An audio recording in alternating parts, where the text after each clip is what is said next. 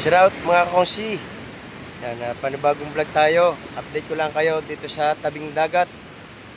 Yan, ito yung ngayon, low tide ngayon. Itong oras na ito, alas 5 ng hapon. Yan, singkad yung low tide. At dito, yan, nagkalat na uli ang basura. Pero yung basura na yan, gaya na sabi ko nung unang vlog, ay mga dating basura pa yan na natabunan. So nahukay uli dahil sa laki ng alon. Nagsiputan na uli yung malalaking kahoy.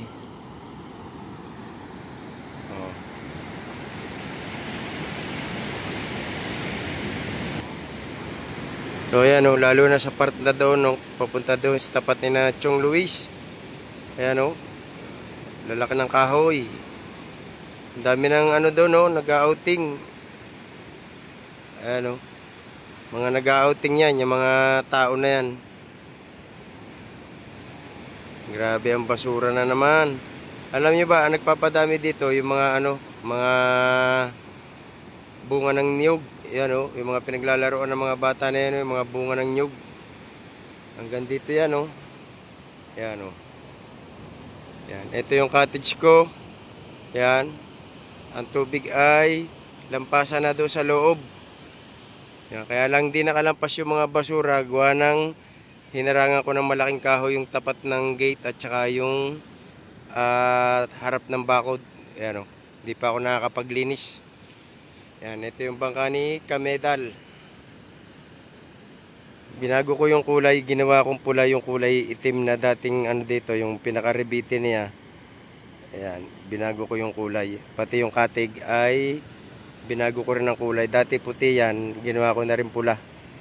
So, ano sa palagay ninyo? Bumagay ba ang kulay? Di ba? Yan, ito yung kahoy ni Tatay Tatsuki. Yan yung iba na tabunan na diyan. Yan yung mga bunga ng niyog ang dami Hanggang doon yan, puro bunga ng niyog ang nakaramihan. Ayan. Meron pa ditong bumara na isang puno ng niyog. Ayan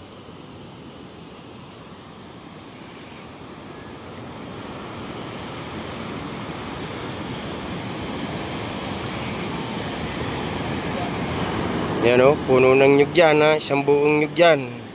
Sipin niya, dinaan yan doon sa ilog ng ng liyan at saka ng paliko. Ayan, yung mga kahoy na yan Gano'ng kalalaki ang kahoy na yan yung mga interesado sa kahoy na malalaki, pwede kayo magpunta dito.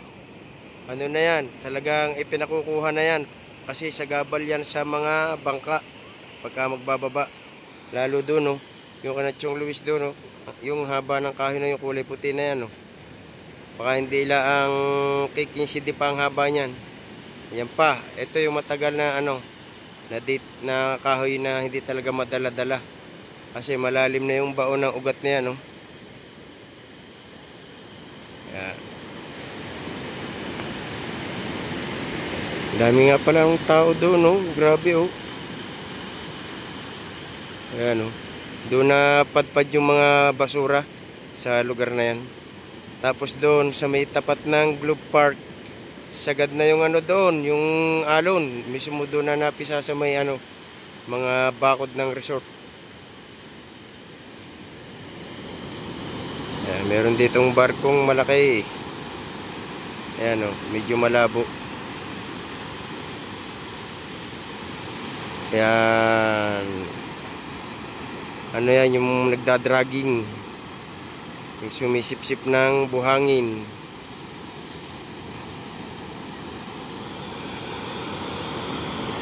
Yung mga bata tuwan-tuwa paglalaro.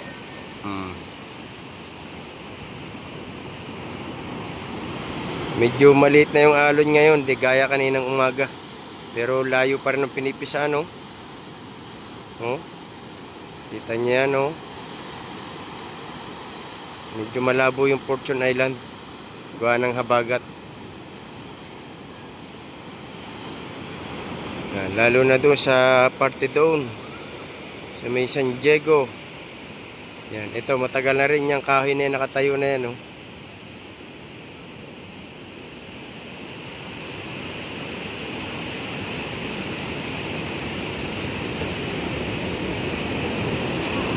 Right, mga konsi. Yan, at hanggang dito na lamang. In-update ko lang kayo kung anong kaganapan ngayon dito sa tabing dagat sa Barangay Bukana. Ayan, oh. Yun, ang mga bangka namin matataas na, yun, oh. Tataas na ng bara.